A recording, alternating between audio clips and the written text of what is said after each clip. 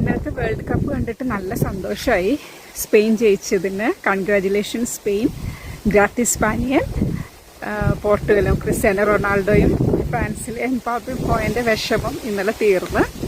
Spain നന്നായി കളിച്ച് അർജന്റീനയ്ക്ക് കാലിൽ ബോൾ കിട്ടിയതേ ഇല്ല അടിക്കാനായിട്ട്. എനിക്ക് 90 മിനിറ്റ്സ് കഴിഞ്ഞിട്ടാണ് അവർക്ക് പിന്നെ ഒരു 3 അറ്റംപ്റ്റ് കിട്ടിയത്.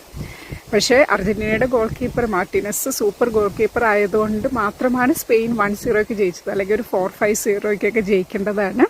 സ്പെയിനിന് ഏകദേശം ഒരു 20 അറ്റംപ്റ്റോളം കിട്ടി അവർക്ക്.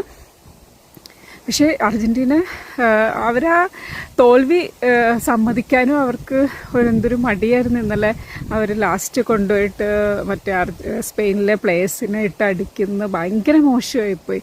ഈ വേൾഡിൽ ഇത്രയും നല്ല ടീമെന്ന് പറയുന്ന ഈ അർജന്റീന ടീം ചെയ്തത് ഭയങ്കര മോശമായിപ്പോയി. അത് പറയാതിരിക്കാൻ പറ്റില്ല.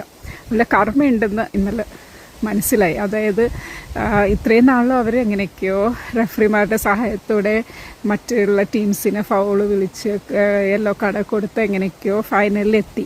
പക്ഷെ ഫൈനലിലെത്തിയപ്പോൾ ആ റെഫറി സൂപ്പർ റെഫറി ആയിരുന്നു. ഇവർക്ക് 2 റെഡ് കാർഡ് കിട്ടി. ഒരെണ്ണം മാച്ചിൻ്റെ ഉള്ളിലും ഒരെണ്ണം മാച്ച് കഴിഞ്ഞാൽ അടി ഉണ്ടാക്കി കിട്ടിയെന്നാണ് അറിയുന്നത്. 5 യെല്ലോ കാർഡും കിട്ടി. എന്തായാലും ഇന്നലെ പക്ഷെ മെസ്സിനെ കാണാനില്ല. മെസ്സിക്ക് ഇന്നലെ ബോൾ കിട്ടിയതേ ഇല്ലെന്ന് തോന്നുന്നു കാലിൽ.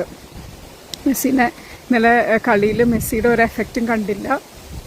എന്തായാലും കൺഗ്രാജുലേഷൻസ് സ്പെയിനിന്. അതുപോലെ തന്നെ ഗോൾഡൻ ബൂട്ട് കിട്ടിയതിന് എംബാപ്പയ്ക്കും കൺഗ്രാജുലേഷൻസ്. Okay, by.